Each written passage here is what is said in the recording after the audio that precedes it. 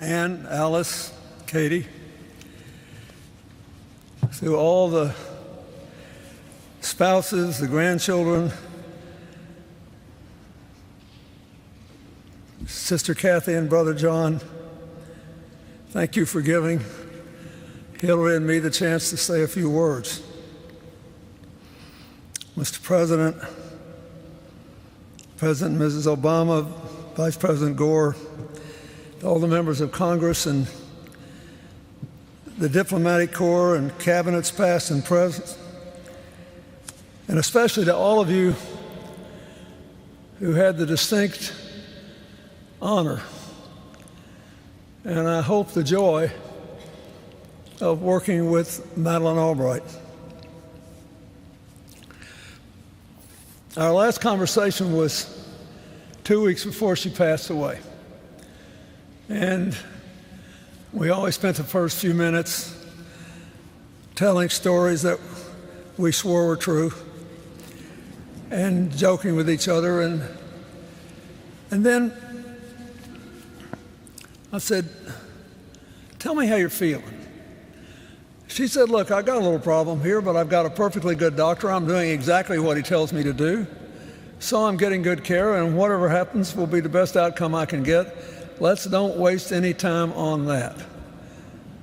The only thing that really matters is what kind of world we're going to leave to our grandchildren. I will never forget that conversation as long as I live. It was so perfectly Madeleine. Yeah, I'd like to live to be 90, 95, 100. But the thing that really matters is what's going to happen to our grandchildren's generation. Are we going to lose our freedom? Are we going to lose our democracy? Have we decided, after all, that all that matters are our differences in this fleeting life instead of what we have in common? And so Madeleine made a decision that with her last breath, she would go out with her boots on. In this case, supporting President Biden and all of America's efforts to help Ukraine. What kind of world are we going to leave to our grandchildren? That question's kind of up in the air, but not because of Madeleine Albright. I was honored to be part of her life for more than 30 years. I was thrilled when Chelsea got to meet her, and what an influence she had on Chelsea and lots of other young women. I was amazed by the friendship she formed with Hillary and grateful for that. But I met her a long time ago. She was working in the Dukakis campaign, and I'm a graduate of Georgetown where she taught, so I knew her by reputation, and I knew she'd been voted the best teacher by the students twice. But when I finally met her, I realized that she was even better than advertised. She was smart, tough-minded, talented. She had a great sense of humor and a clear grasp of the post-Cold War world we were moving into. And so when I was elected, I asked Madeleine to manage the transition for the National Security Council, which wound up filled with incredibly gifted, balanced people, and we had more problems than we could say grace over, and we needed every one of them. And as I watched her more, I decided to ask her to be the ambassador to the United Nations, because her life story was about to become the story of the last part of the 20th century in much of the world, and because she could be the voice of America at its best. And after 4 years in which she continued to defy expectations and sometimes raise eyebrows, now I have to say this, she would never forgive me if I didn't mention this at her funeral. when the Cubans shot down the Brothers to the Rescue planes in violation of international law. They had a conversation which Madeleine got a copy of on their radios between the planes about how they had shown their cojones by shooting down a totally defenseless couple of planes that were dropping pro-democracy leaflets in Cuba. And parenthetically, then almost certainly outside Cuban airspace when they were shot down, but it was illegal to do it in an airspace. So Madeleine says, that's not cojones, that's cowardice. And all of a sudden, it was on the lips of everybody in South Florida.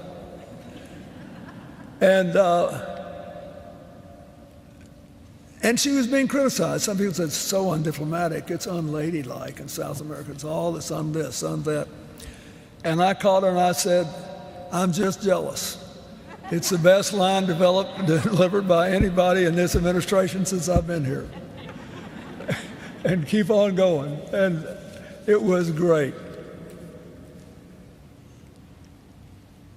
We spent a happy day together.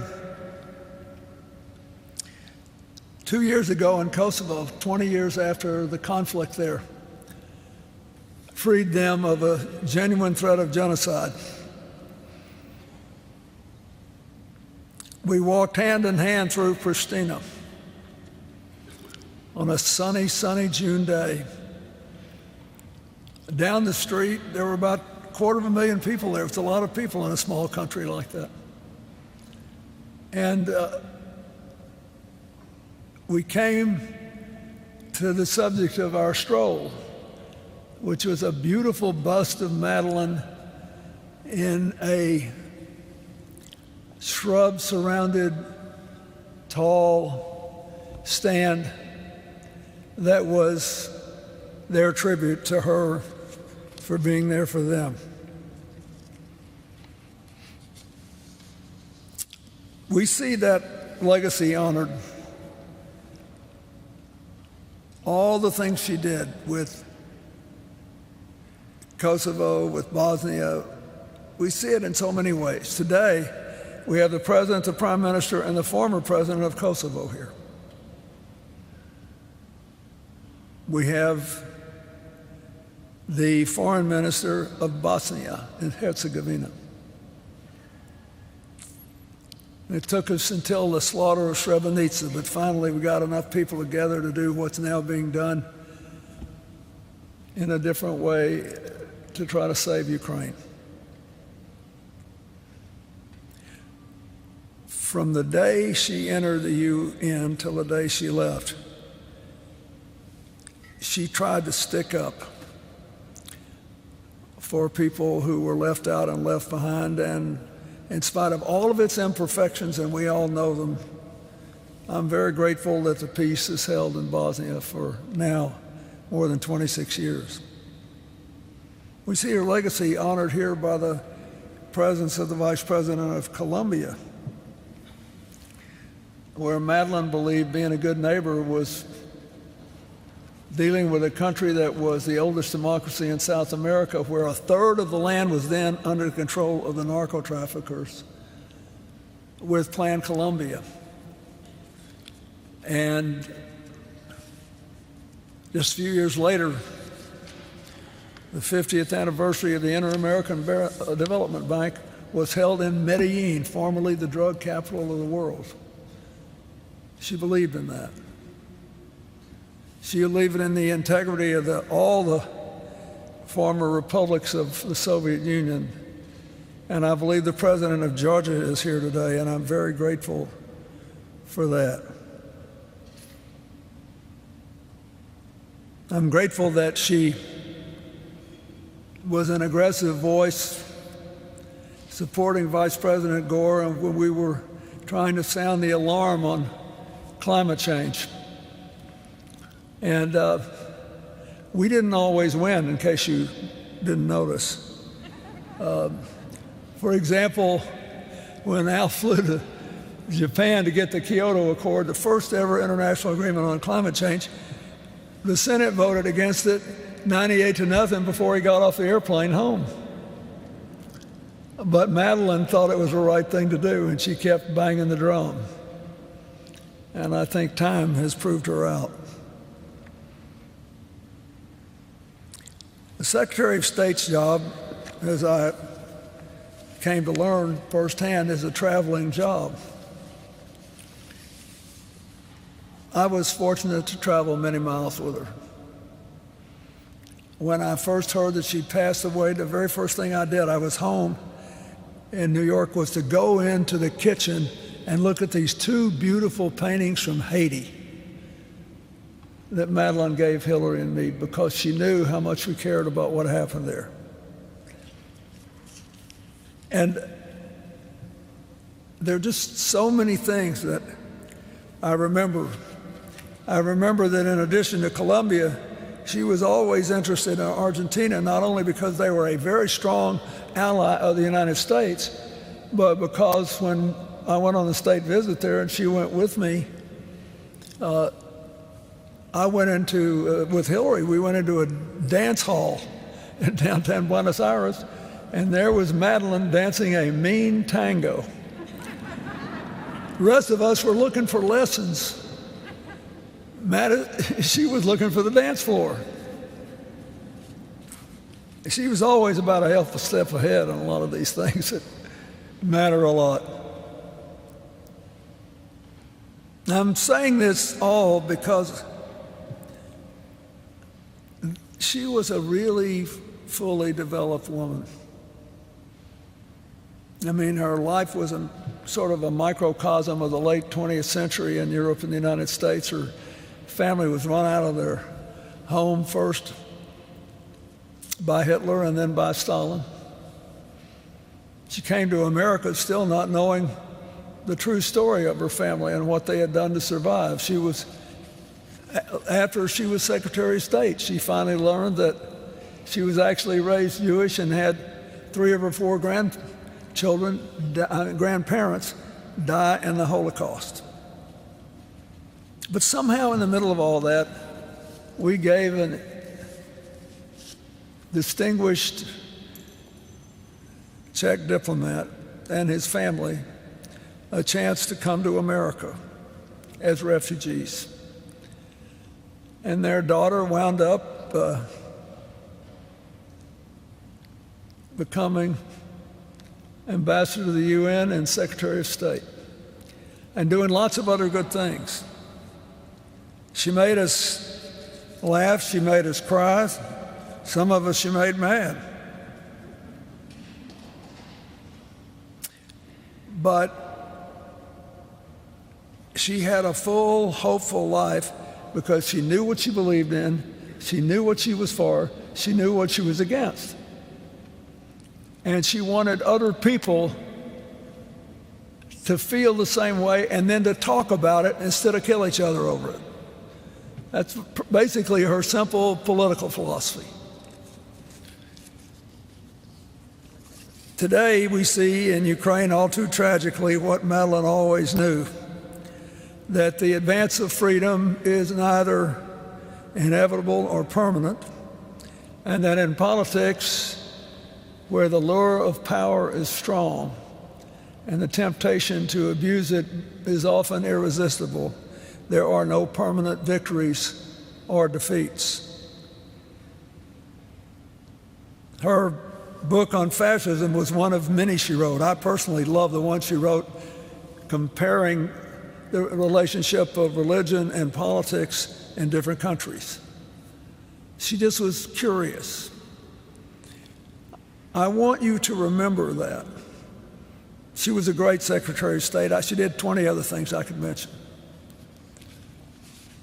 But the most important thing is God gave her a fine mind, a wealth of experience for anybody who was willing to pay attention to it.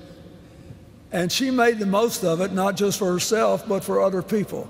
She loved this country more than you will ever know. And one of my proudest sad moments was when we went together to Václav Havel's funeral. And I believe that his wife Dagmar and high officials of the Czech government are here today too. Madeleine spoke for the United States. And we were in the National Cathedral. It was freezing cold. And Madeleine got up and started mourning and paying tribute to her friend in their native tongue. The impact on the audience was electric. She spoke about 5 languages, I think, 4 more than I do anyway. Some would say 5, but anyway, the impact was electric. And I kept thinking, this is what America is about. That a hardworking immigrant family could come here and it could come to this. So I ask you, Madeleine said once that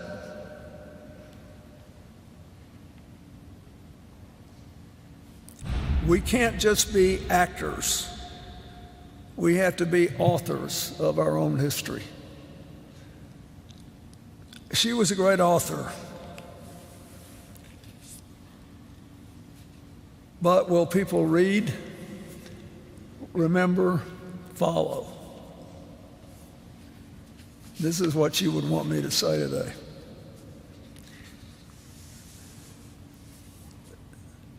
I had a good life. I was happy. I was so blessed in my family and my work and friends. But freedom and democracy and the rule of law are not permanently enshrined just because we've survived 200 plus years. Now, think about the world you want for your grandchildren and work for it. We love you, Madeleine. We miss you. But I pray to God we never stop hearing you. Just sit on our shoulder and nag us to death till we do the right thing. God bless you. Thank you.